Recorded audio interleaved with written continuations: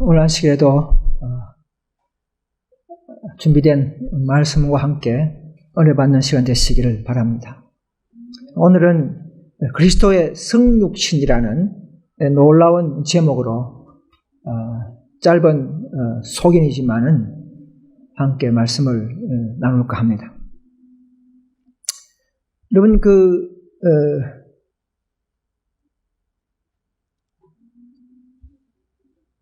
인류에 죄가 들어온 원인이 무엇입니까? 아담이 죄를 많이 지었어. 아담이 죄가 큽니까? 하와가 죄가 큽니까? 아담의 죄가 크죠. 여자는 먼저 원초적으로 죄를 지었지만 여자가 죄를 지었으면 그냥 또 바깥 부르면 돼요, 그죠? 멸망시키고 이렇게 하면 죽으면 되는데 정령주울이라기 때문에. 그러나 남자가 죄를 지어 말미암아 그 남자의 정자의 시를 통해서 온 인류에게 죄가 위전되어 버렸습니다. 그래서 아담의 죄가 큰 반역죄로서 큰 죄였습니다. 하와는 또 다른 배필을 또 만들어주면 되잖아요, 그죠? 근데 남자는 시가 위전되어 버렸어요. 여자 혼자만 죄 지으면 인류가 멸망되겠습니까? 멸망될 수 없어요. 혼자 정령주의라 죽으면 되는 거예요. 아담의 죄로 말미암아 우리에게까지 그 죄의 결과가 유전되어 온 것입니다. 그래서 오늘 배울 이 1기별 244페이지 보면 우리의 인류의 죄를 해결하기 위해서 하나님이 쓰셔야 할 그 방법이 있죠. 그 방법을 우리는 잘 알고 있지만 다시 한번 우리가 잘 상기해서 그분의 놀라운 사랑을 깊이 깨닫는 것은 참으로 좋은 연구 과제가 된다고 이렇게 되어 있습니다. 자, 인류가 죄를 지었기 때문에 하나님이 신이죠. 하나님이 죽을 수는 없습니다. 하나님은 신성은 죽을 수가 없어요. 그래서 예수님은 인성으로 오실 수밖에 없는 것입니다. 왜? 죽기 위해서, 대속을 위해서, 그죠? 인류의 죄의 대신 값을 위해서는 인간으로 오셔야만 되는 것입니다. 그런데 마귀가 어떻게 합니까? 아담을 내놔라 그러죠. 아담을 죽이는데 왜 당신이 죽느냐 그렇게 하잖아요. 자, 그런 방법에서 어떤 방법이 필요합니까? 그 율법을 어긴 죄, 율법을 만드신 분이 죽으면 되는 거예요. 그렇죠? 만드신 분은 자기가 만들었기 때문에 권세가 있습니다. 그래서 죄가 없는 만드신 분이 죽어버리면 그 마귀의 그 참소와 그의 항소를 막을 수가 있겠죠. 그래서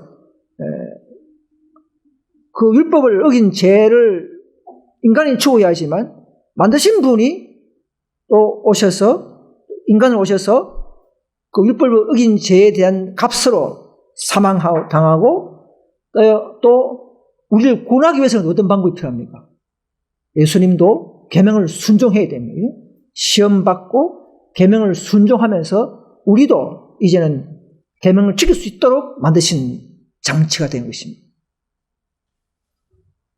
그래서 또 그분은요, 하늘의 신성을 우리에게 나눠주려고 하는 게 아닙니다. 그분은 하늘에 있을 때 가지고 있던 그 능력을 우리에게 주려고 하는 것이 아니고 이 땅에 오셔서 직접 인간으로서 인성으로서 만드신 그 성리한 능력을 가지고 그걸 우리에게 나눠주려고 하는 것입니다. 성리한 능력. 우리도 품성이 믿는 자에게, 나와 계속 교제하는 자에게 나의 신의 성품의 가시 인도하시는 능력과 약속이 있는 것입니다. 그래서 그분은 직접 인성으로서 계명을 순종하고 죄를 이기고 품성을 이룩했기 때문에 우리도 같은 인성으로서 오셨기 때문에 우리도 가능성이 있음을 보여주신 것입니다. 놀라운 우리의 실상이죠, 그죠? 실상. 그래서 우리도 그의 피의 공로를 붙잡고 끝까지 이 교회, 이 진리를 따라 이 교회까지 오시는 분들은 놀라운 전징과 능력이 약속되어 있음을 아셔야 합니다. 진리가 있는 곳에 그분의 생명이 있고 거룩함이 있기 때문에 그렇습니다. 오류가 있는 곳에는 거룩함이 없겠죠, 그죠? 성령이 없습니다. 이걸 분명히 아셔야 합니다. 그래서 우리가 개신교를 안 가고 달강교를 나오는 이유가 거기에 있는 것입니다. 가장 더 안전한 곳, 가장 더 성화가 완벽한 곳을 찾아서 우리 개운동까지 오는 것은 너무나 당연한 것입니다. 그래서 이 성육신의 비밀은 그 당시에 초대교회 당시에는 이 비밀은 만대와 만대로부터 감춰진 비밀이라고 했습니다. 지금 우리가 예수님을 다 알고 책자도 많고 하니까 성육신의 비밀을 많이 알지만 그 당시에는 2000년 전에는 그죠? 성육신이 뭔지를 모르는 거예요. 하나님의 아기로 오는 것도 이건 신비적인 것이죠. 어떻게 하나님의 아기로 오는가? 이게 말이 안 되는 이야기죠. 뭔가 오기는 온 줄 초림을 알고 있는데 이렇게 온 줄 몰랐는 거죠. 정말 비밀이었습니다. 말씀이 육신이 되어서 우리 가운데 거하는 성육신의 비밀.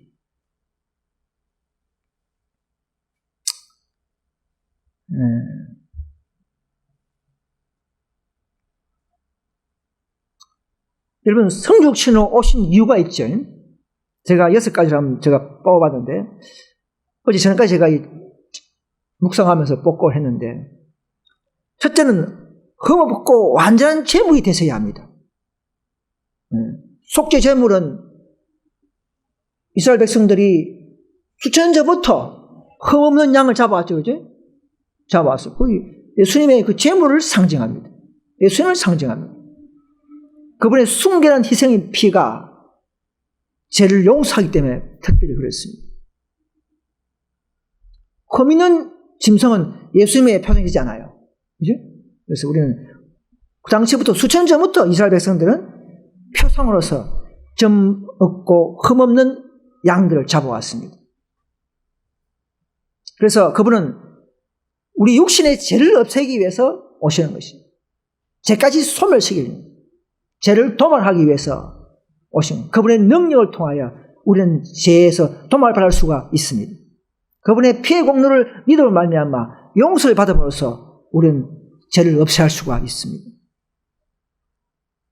이제 그 다음에는 모든 인류가 율법 아래 죄 아래 있기 때문에 그분이 오셔서 생명의 성령의 법을 통하여 우리 안에 임재하셔서 우리를 인간으로부터 죄로부터 해방시키는, 사탄을 멸하면서 죄악에서부터 완전히 영향에서까지 벗어나는 그런 해방을 위하여 계획된 섭리인 것입니다. 신성을 나눠주는데 자신의 품성에까지, 그죠? 신의 성품에까지 도달할 수 있도록 나눠주십니다. 여러분, 신성이 한 번 받고 끝나는 겁니까?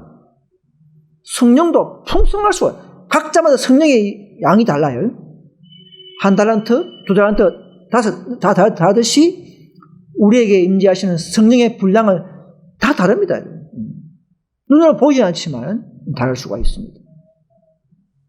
또 하나는 이제 죄로 말미암아 단절된 지구 인간들과 우리 하나님 아버지와 화목시키기 위해서 그분은 중재자로 오십니다. 그래서 이 일을 위해서 하늘에부터 아들이지만 자존하시는 이 땅에 다시금 태어나면서 새로운 의미의 독생자로 낳았다고 하시면서 내가 낳은 아들로 새로운 의미의 독생자 칭호를 받으신 분입니다. 여러분, 가난 아기가 태어날 때에 그 죄인입니까? 죄인이 아닙니까? 그 영문 지도법에 보면 475페이지 보면 어린아이는 죄를 유업으로 물려받았다. 제가 저들을 하나님께 부르시겠다 했습니다. 우리는 태어날 때부터 모든 사람들은 본질상으로 죄인입니다. 죄성을 가지기 때문에 죽게 되고 죽는다면 죄로 죽는 죄인인 것이죠. 또 시편의 51편 5절에 보면 모친이 재중의 나라를 출생했다 그러지 않습니까? 재중의 출생이. 신명기 1장 39장 보시기 바랍니다. 우리 아이들이 어떻게 하면 어떻게 살 수 있는지 신명기 1장 39절에 보시면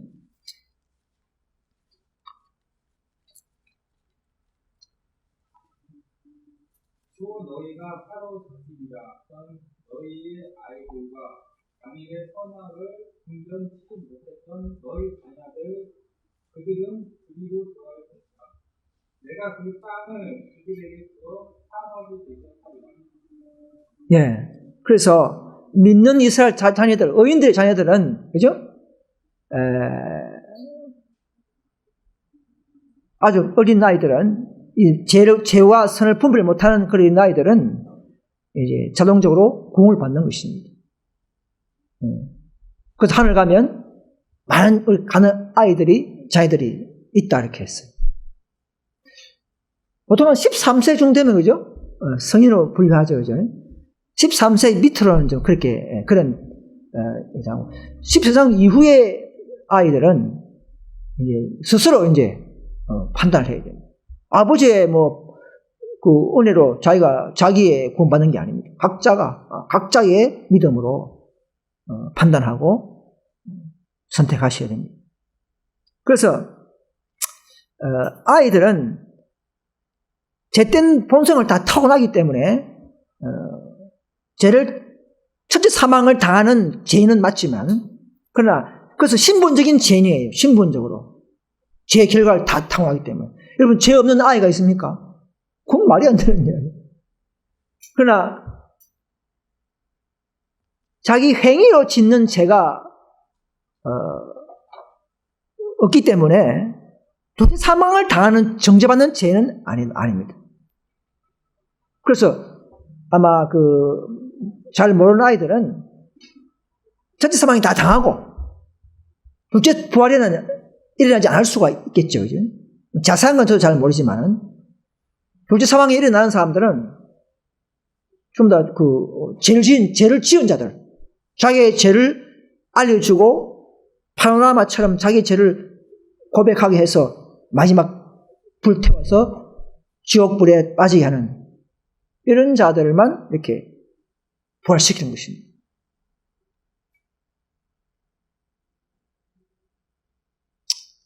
그 예언시 보면은 성경에 보면 선을 행하고 죄를 범치 아니하는 의인들은 세상에 아주 없다. 로마서 3장에 보면요, 모든 사람이 죄를 지었음에, 한 명도 예외 없죠. 모든 사람이 죄를 타왔다 이 말입니다. 죄를 지었음에 하나님의 영광에 이르지 못한다는 것입니다. 아이들도 다 죄인입니다. 우리가 만약에 어린아이를 하더라도 죄 없다 하면 스스로 속이고 또 진리가 우리 속에 있지 아니하다 이렇게 붙일 수가 있습니다. 주의 목전에는 어려운 인생이 하나도 없다. 자, 그분은요, 우리 예수님은 인간의 본성을 취하시되 우리의 타락한 본성을 예수님은 취하셨습니다. 취했다는 말은 내 것이 아니지만 그것을 그대로 취했다, 입었다는 것이죠. 본성을 가졌다는 것이죠. 자기가 가진 게 아니고 본성을 취해 가졌다는 것이죠. 그러나 그의 죄 때문에 취하지 않았다는 거죠. 죄 때문에. 좀 설명이 좀 어렵지만 저도 정확한 설명이 힘들지만 그래서 주님은 인간의 죄된 본성이 아닌 본성을 취함으로 인류의 머리가 되기 위해서는 그렇게 하셨다. 예수님이 죄를 뭔가 가지고 있다니 말이 안 되죠, 그죠? 하나님이고, 하늘의 왕자인데, 신성이 안에 뭐 제가 들어갔다, 이 말이 안 되죠. 그래서 인간의 타락하고 잿된 본성을 가졌다, 이 말은 여러분 잿된 본성이나 타락한 인성이나 같은 말입니다. 가졌지만 취했다. 취했지만 그의 마음에는 그는 조금도 부패한 그런 잿된 인성이 없다는 것이죠. 그것이 비밀이기 때문에 오늘 수십 년간 논쟁의 조건이 되었습니다. 아무튼 이 성신의 비밀은 끝까지 신비라고 했어요. 하늘 가서 연구해야 할 분야고 인간의 모든 지성과 노력을 해도 알지 못하는 비밀이라고 했습니다. 그분은 강한 한원자이셨다. 우리처럼 타락한 본성의 정욕을 가졌다 안 가졌다? 같이 안 했다 이렇게 했어요. 그와 같은 연약성을 이해하며 우리와 같이 시험을 받으셨다. 똑같이 된다면, 그죠? 우리의 인성과 똑같은 사람이면서 인성을 가졌지만은 부패한 인성과 같이 똑같은 것은 아니라는 것이죠. 이걸 잘 구분해야 됩니다. 다른 본성의 정욕이 그분은 없었다 그랬어요. 그분이 어린애 때도 완벽했다 그렇게 했어요. 예수님은 태어날 때 어떻게 태어나셨습니까? 성령으로 잉태했죠. 처음부터 다릅니다. 우리는 그냥 아버지의 피를 타고 왔지만 예수님은 마리아, 요셉의 피를 타지 않고 어머니의 태만 빌려서 성령으로 잉태, 그것이 달라요. 그럼 100% 사람의 유전과 다르죠, 그죠? 그것도 다른 겁니다. 요셉의 그 잿된 씨의 그 피를 타지 않았습니다. 그분은 마치 멜기세덱의 반차처럼 그런 제사장의 제도처럼 그런 체계를 가지고 오신 분입니다. 그래서 그리스도는 우리에게 있는 것과 동일한 죄 많고 부패하고 타락한 불충실됨을 소유하지 않았다 이렇게 했어요. 우리에게 있는 것, 죄 많고 부패, 타락에 넘치는 그런 마음적인 것은 소유하지 않았다는 거죠. 그럼 타락한 인성이 도대체 뭔가? 원래 인간이 가지고 있던 4,000년 동안 찌들었던 연약성, 슬프고 배고프고 허기지고 이런 그런 고통을 느끼는 그런 연약한 육체의 인성을 그 체질을 취했다는 것이죠. 어떻게 차는 건 난 잘 모르겠지만 아무튼 그렇게 되어 있습니다. 2정을 보시면 그분은 우리와 같이 연약한 형제이다 그랬어요. 연약한 형제이다. 그러나 같은 성정, 그 패션, 같은 성정은 갖지는 않으셨다. 좀 다르죠, 그죠? 흠없는 분으로서 그분의 본성은 악과 상관이 없다 이렇게 했어요. 타락한 인성과 타락한 본성이지만 악이 없는 본성이라는 것이죠. 그래서 성육신은 영원히 연구해야 할 분야라는 것입니다. 재림교에서 수십 년간 싸우고 논쟁이 되고 있는 문제예요. 이게 영원히 논쟁이 돼야 됩니다. 왜냐하면 우리가 어떻게 하나님을 함부로 판단합니까? 방법이 없어요. 주어진 말씀 속에서만 연구할 수밖에 없는 비밀인 것입니다. 그래서 성경에서 화이pun께서는 영원히 연구 주제다 이렇게 했습니다. 그냥 예를 들어서 우리가 똑같이 인간 같으면은 그냥 제6신으로 태어났다 이러면 되는데, 그죠? 말하려고 성령을 잉태하고 그렇게 합니까?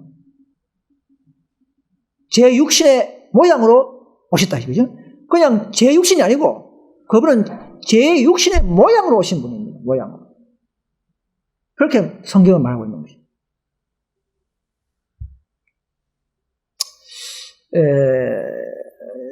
주석에 보면은 그리스도의 인성에 관하여 오해가 될 여지가 있는 부분을 질문들을 피하라. 그리스도에게 부패의 흔적이나 성량이 존재했다든지 혹은 그분이 어떤 면으로 부패에 굴복했다는 인상을 사람들의 마음 가운데 조금도 남겨놓아서는 안 된다. 왜? 그분은 우리의 머리요, 구세주요, 인류의 모범이 되기 위해서는 그렇게 해야 돼요. 모범이 되기 위해서는. 그런데 어떤 인간들은 그래요. 사람들은 똑같이 돼야 안 되겠냐? 응? 나도 죄가 많기 때문에 예수도 죄가 많은 걸 가지고 승리해봐라. 이렇게 막연히 그렇게 할 수 있어요. 예수님은요, 거듭난 자들의 표상이지 부패한 자들의 표상이 될 수는 없는 겁니다. 제2의 아담이죠. 제1 아담이 어떻게 했습니까? 제1 아담이 뭐 부패한 가운데서 죄지었습니까? 아닙니다. 깨끗한 가운데서 넘어진.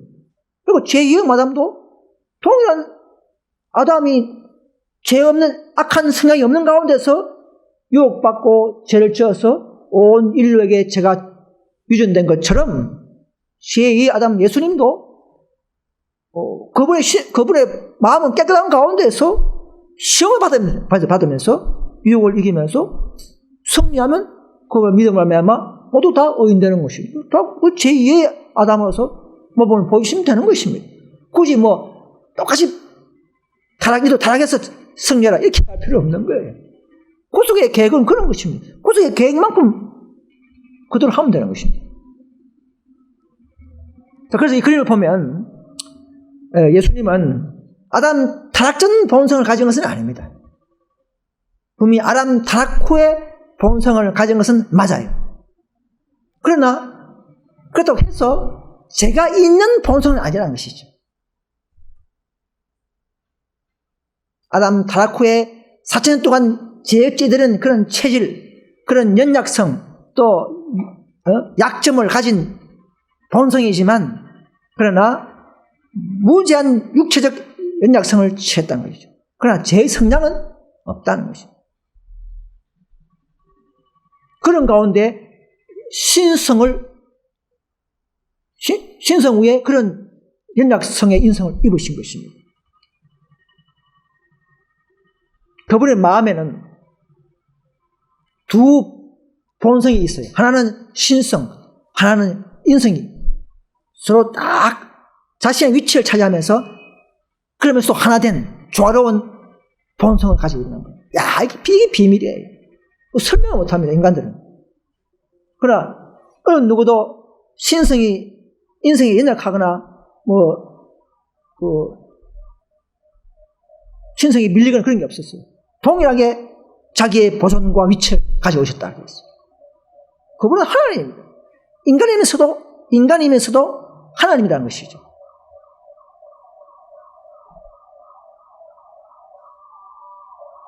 자, 여기를 보시면 그리스도 인성에 이제 설명하는데 아담 타락 전 인성은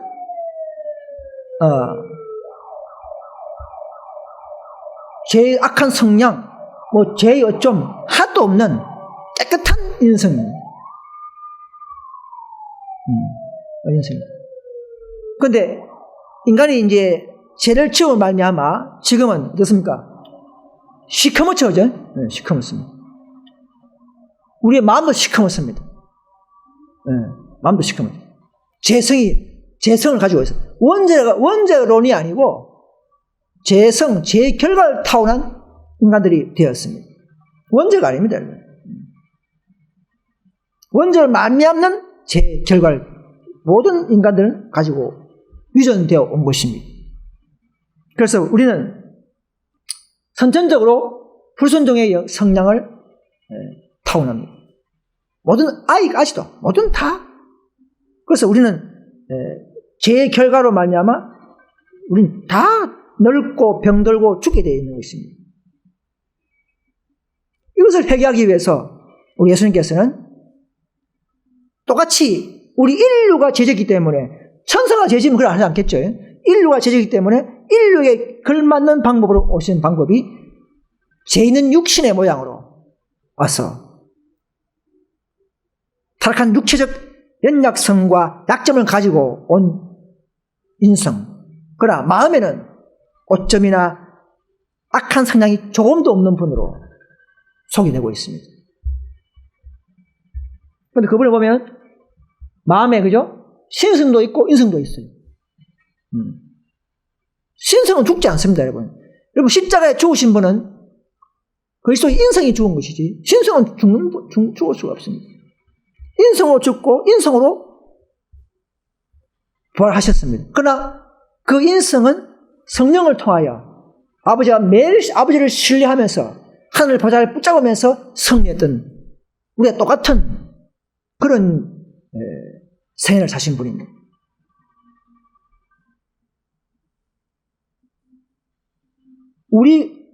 끝없는 우리도요,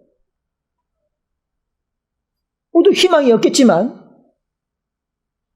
성령이 우리 마음에 임재하면, 그렇죠? 성령이 임재하면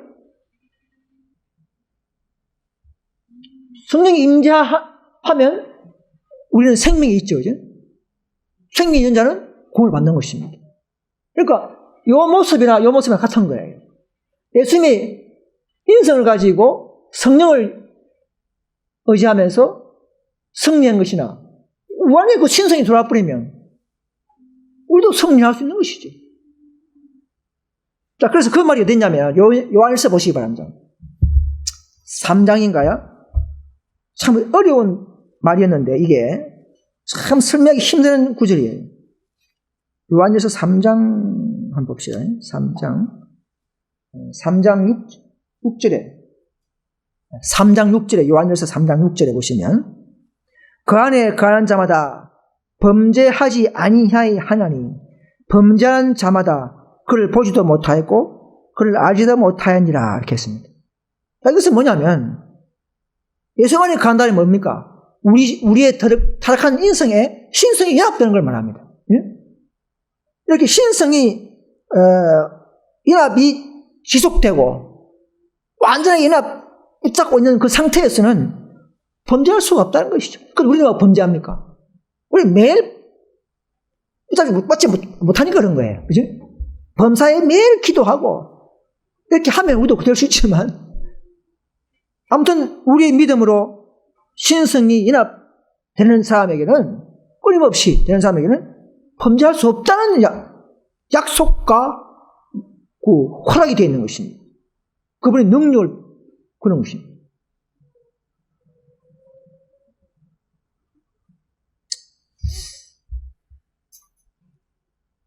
그래서 예수님은 그 다음에 이제 이런 인간에게 걸맞는, 근데 예수님은요, 또 하나 봅시다. 예수님은 마태복음 8장 17절에 보시기 바랍니다. 마태 8장 17절에 예수님 병이 있었습니까? 병이?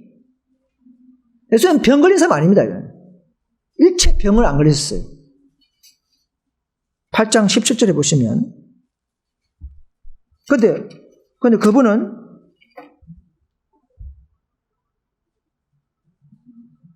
마태 8장 17절에 선지자 이사야로 하신 말씀에 우리의 연약한 것을 친히 담당하시고, 담당이라는 말 썼어요. 이제 담당.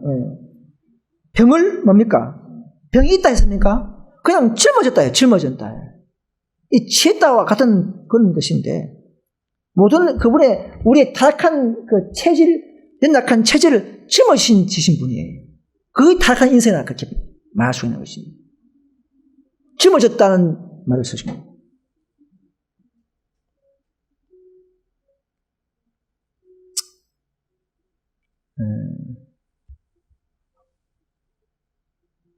근데 가톨릭은요, 앞에 그림 보면, 천주교는 어떻습니까? 천주교는 좀 달라요. 천주교는 성육신을 부인하지는 않습니다. 인정합니다. 그러나 타락한 인류와 동일한 인성이 아니다. 예수님은 특별하다. 죄가 없는 인성으로 태어났다. 오실 때 죄 없는 인성으로 가르치는 것이 천주교예요. 그러니까 또 마리아도 마찬가지다. 그를 낳은 부모도 그렇게 가르쳐요. 그러니까 둘은 아주 희귀한 분이죠, 이렇게. 그러니까 그리스도와 죄인 사이는 멀어지죠, 그죠? 똑같은 인성이 되어야 우리처럼 우리의 친구요, 우리의 이렇게 형제로서 교제가 되는데 천주교의 교리를 믿다 보면 마리아나 그리스도는 저 멀리 있어요. 그러니까 누가 필요합니까? 예수님을 중재하기 위해서는 마리아가 필요해. 신부가 필요해. 그래 공익성사를 해가지고 내지를 좀 빌어주소서 하지 않습니까? 직접 빌면 되는데 너무 높으니까 그런 교리가 위험한 것입니다. 중간에 제2의 중보자가 또 필요하게 될 수밖에 없는 교리를 갖고 있는 것이 천주교입니다. 예수님은 죄 없는 인성이 아니고 우리의 동일한 인성을 가지고 오신 분입니다. 그래서 체질적으로 타락한 본성을 가지고 거기서 항상 유혹을 시험받고 유혹을 받을 수 있는 인성이죠. 그러나 그때서 그분의 본성은 악이 있다는 말을 하지 말라는 것이죠.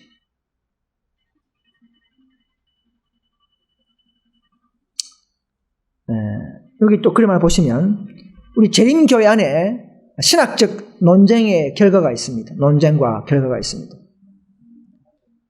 1895년도에 존스 와그너의 책에 보면 존스 와그너는 타락 후 인성을 아담 타락 후의 인성을 가르쳤습니다. 그거 맞아요. 그것까지는 맞아요. 그러나 조금 더 가대하게 뭐라 했냐면 우리가 똑같은 부패, 우리의 죄로 기우는 성량까지 다 포함한다 그렇게 가르쳤어요. 존스 와그너가. 죄로 기우는 성량도 다 가지고 있다 이렇게 했어요. 지금 우리들처럼. 그게 1950년대에까지는 존스의 사상을 어느 정도는 그게 공식 교리는 아니었지만은 그 사상이 모여져 있었습니다. 그러다가 이제 1955년도에 돌아가신 화이트 부인의 서신에 보면 베이크 장로에 준 서신을 보니까 그걸 발견됐어요. 그걸 보니까 조금 더 악의 성향이 있다고는 말하지 마라 그렇게 나와 했어요. 그걸 편지를 발견하고부터는 점점 재림 신학의 이제 그 사상이 바뀌어 버렸어요. 그 중간에 또 한 번 또 죄인의 인성 일 하다가 결국은 뭐냐면 마지막 지금은 뭐냐면 타락한 인성은 맞지만 죄의 성향이 없는 인성이라는 것이죠. 이것이 도출된 결론이라는 것입니다. 죄의 성향이 없는 그분은 하나님이십니다. 우리의 몸을 이고 인류의 죄 없는 흠없는 제물로서의 자격을 가진 분이기 때문에 죄가 있다 하면 안 되지 않습니까? 화이트는 그렇게 가르쳤어요.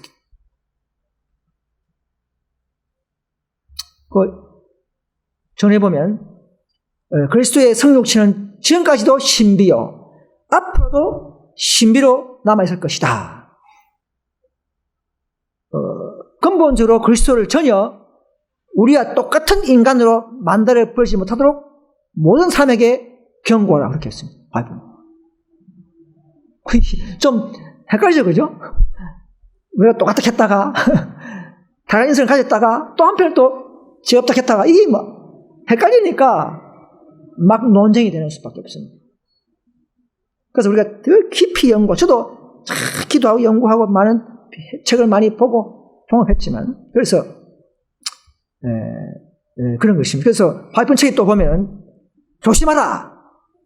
우리가 그리스도의 인성을 어떻게 생각하는가에 관하여 매우 조심하라. 그분을 사람들 앞에 죄의 성량을 가진 한 사람으로 제시하지 말라. 이런 책을 이제 서신을 발견하고부터는 이제 악의 성량 가진 인성으로 하지 않았습니다. 그분의 죄의 아담이시다. 그분도 죄를 범할 수 있었지만 또 타락할 수 있었지만 그분 속에는 단 한순간도 악한 성량이 없었다고 이렇게 말하고 있는 것입니다. 그렇죠. 타락한 인성이지만 4,000년 동안 연약하고 약점을 가진 그런 인성이지만 그러나 악한 성량 자체는 없다는 것입니다.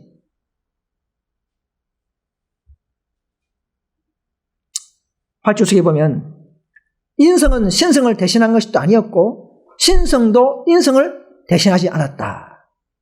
이것이야말로 경건의 비밀이다.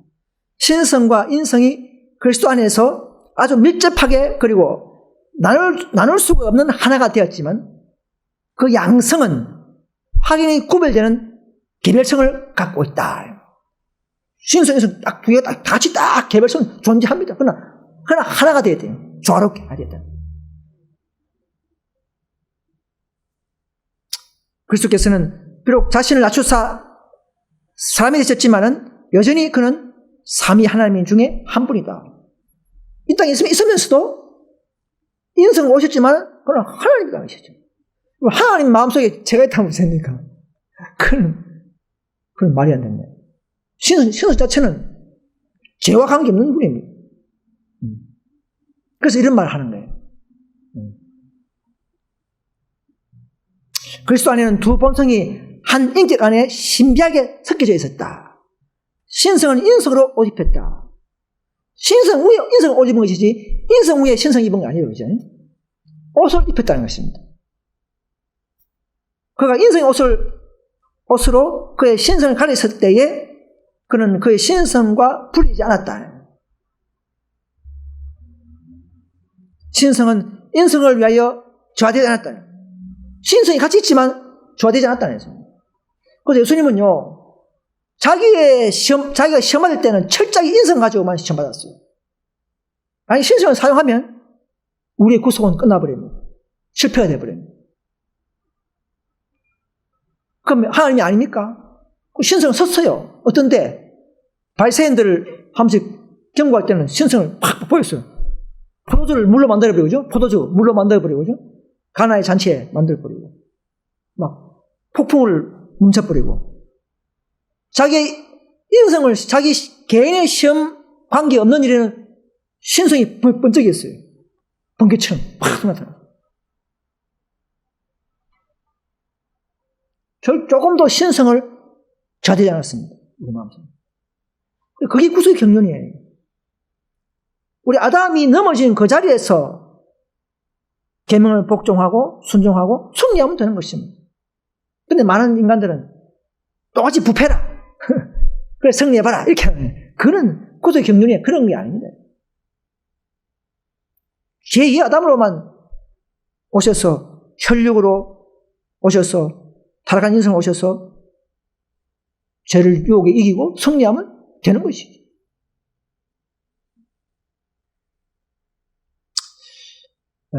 예수님은요, 그 놀라운 깨끗한 하늘의 신성하신 분이 우리처럼 타락한 본성으로 낮은 수준으로 온다는 것은 이건 정말 기적이라 해요. 천사들도 이해 못하는 기적이에요. 그래서 그런 깨끗한 분이 인간이 되어가지고는 신의 성품에 참여하는 것만큼이나 우리가 신의 성품에 참여하는 것만큼 더 어려운 일을 하고 있어요. 그런 놀라운 하늘의 그 전능하신 분이 인성을 온다는 자체가 정말 어려운 거라는 것이죠. 타락한 우리가 신의 성품을 갖는 것보다 더 어려운 거라는 것이죠. 더 큰 시험 받는다고 했어요.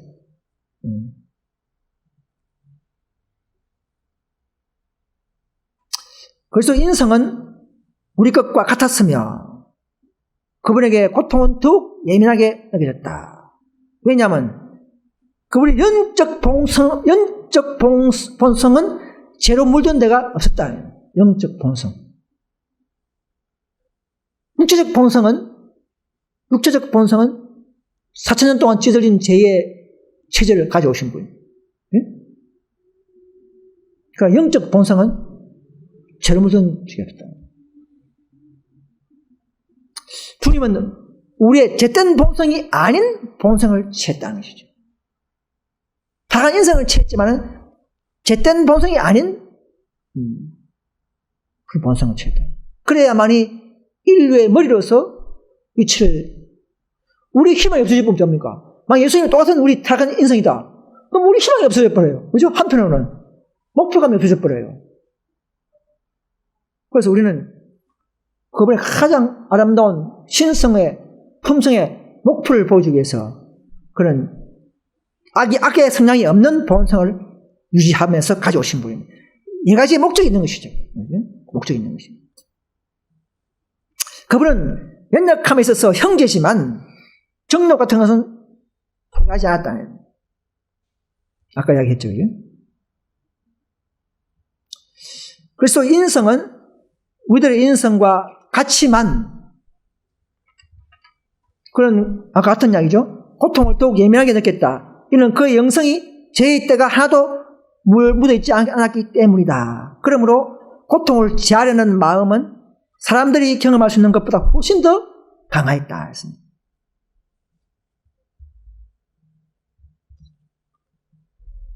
예수님도 그리스도 인성은 그럼 신성을 어디 사용하느냐? 그 신성은 아버지의 보다를 붙드는데 딱 사용했어요.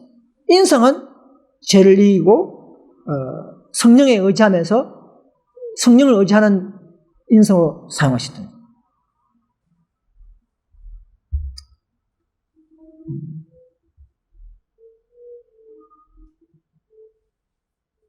그래서 그분은 육체의 타락한 인성이 이런 개인의 연약성이 가지고 있지만은 그것은 자기의 개인의 죄가 되도록 허락하지 않았다는 것입니다. 육체에서 나오는 그 체질에서 나오는 그 유혹과 시험이 있었지만 그걸 허락하지 않았다는 것이죠.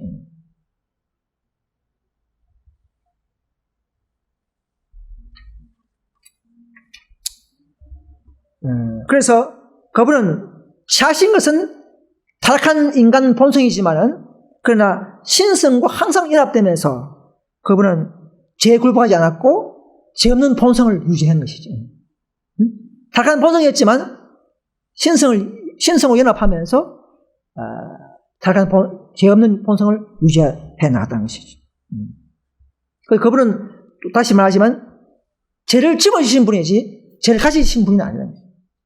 충분히. 어려운 용어지만 그래도 우리가 있는 그대로 설명할 수밖에 없습니다. 그리스도께서는 우리의 타락한 본성을 취하셨으며 사람이 굴복한 모든 시험에 굴복하도록 계셨다. 심지어 그분의 어린 시절에도 그분은 시험을 당하셨다. 전 생애를 통해 그분은 죄를 짓도록 하는 모든 유혹에 굴하지 않고 남아 계셨다.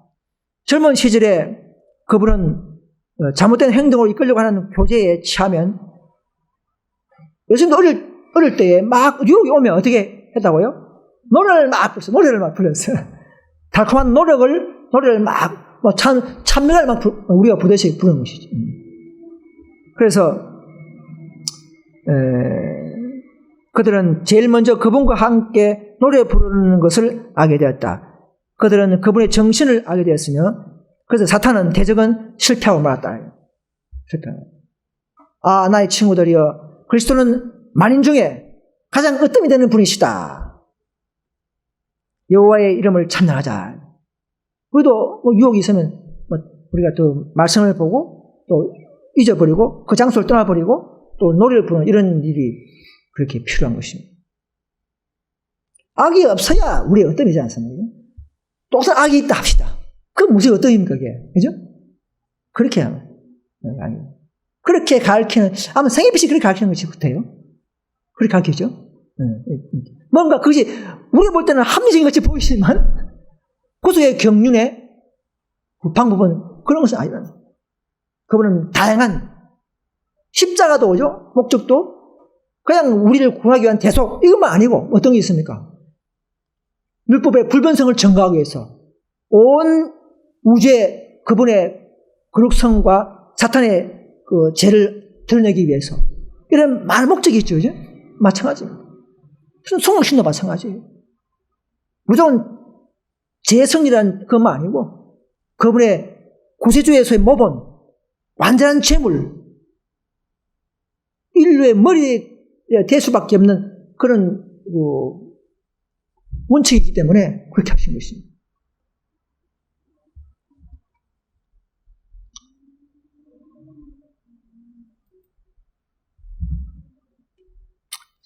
그래서 죄 때문에 우리의 상태가 이상하게 되었으므로 우리를 회복시키는 능력은 초자연적인 것이 되어야 한다. 이제 우리는요, 이번 재성이 유전되기 때문에 우리 힘으로는 절대 회복이 안 되죠, 그죠?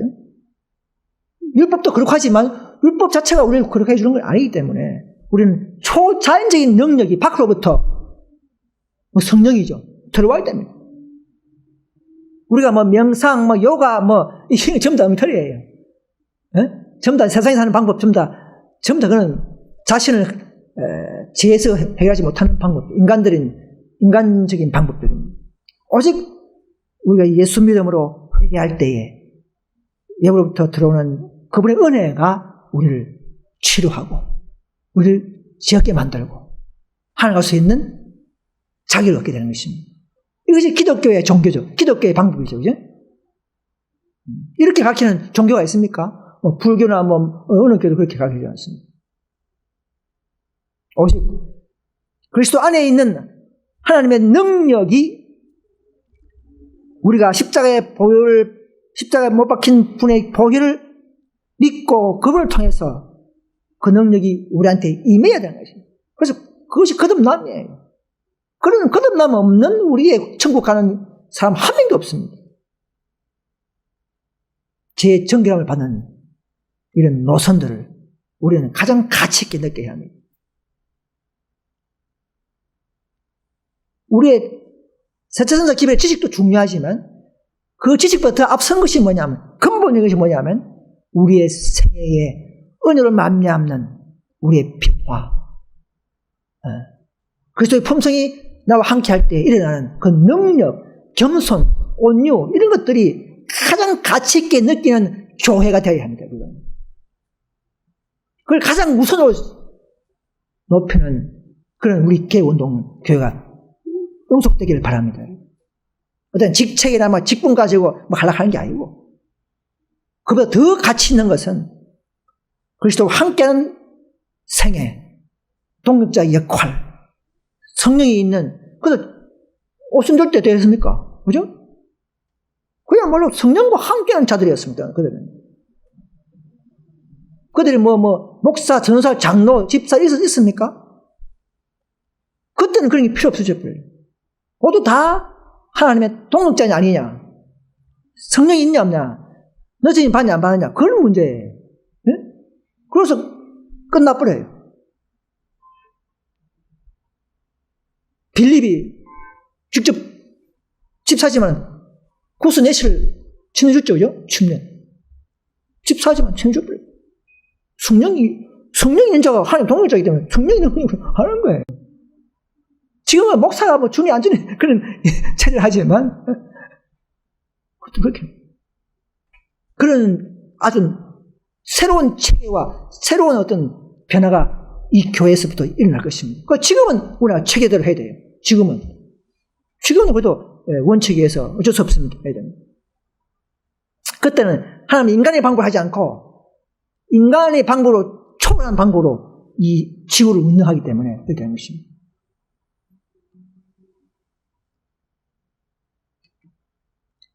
이제 마지막으로 성육신은 자아희생의 행위였다. 주님의 생애는 계속적인 극기의 생애였다. 인간에게 나타난 하나님의 사랑에 대한 가장 고상한 영광은 하나님의 본체이셨던 독생자의 희생 가운데 나타났다. 이 이치야말로 경건의 큰 비밀에 속하는 것이다. 그리스도를 따르고자 하는 모든 자들이 그리스도의 정신을 갖는 것은 저들의 특권이며 의무이다. 극기와 십자가를 지는 일 없이 우리들은 그리스도의 제자가 될 수 없다. 성육신은 자아희생의 해야 됩니다. 여러분, 우리도 자아희생을 하는 자들은 그리스도의 겟세마네의 그 놀라운 그 경험이 우리 안에 들어오면서 맛볼 수가 있습니다. 우리가 극기가 필요하고 인내가 필요하죠. 십자가 지은 일 없이 우리는 천국 갈 수는 없습니다. 앞으로는. 과거는 있을지 몰라도 지금 앞으로는 극기와 인내와 십자가 없이, 고통 없이, 고뇌 없이 우리가 천국 가는 일은 한 명도 없을 것입니다. 왜? 환란밖에 없기 때문에 우리 교회 앞에는. 개신교가 아니에요. SI가 아니고 우리 교회 안에는 그런 일이 생깁니다. 거기 있으면 편할 수 있을지 몰라도 일로 흉년 때, 그죠? 우리는 그렇잖아요. 이 교회에 주어지는 몫입니다. 저 여러분들이 이런 겟세마네의 경험을 하기 위해서는 놀라운 성육신의 비밀을 더 깨닫고 그 지식 속에 나타나는 그분의 사랑, 그분의 놀라운 이 인류를 구원하기 위한 그분의 계획과 희생, 이걸 더욱더 많이 연구할 때에 내 마음속에 그분의 성령이 충만하면서 우리도 나도 모르게 그분의 종이 되어서 따라갈 수 있는 그런 역량이 생기게 되는 것입니다. 저 여러분들이 이런 그리스도의 참된 사랑이 우리의 옷 입혀져서 우리가 우리 죄를 용서받고 성화의 길을 걸어가는, 또 마지막 그 사업에 참으로 앞장서는 하나님의 동력자가 될 수 있기를 간절히 바라면서 말씀을 마치겠습니다.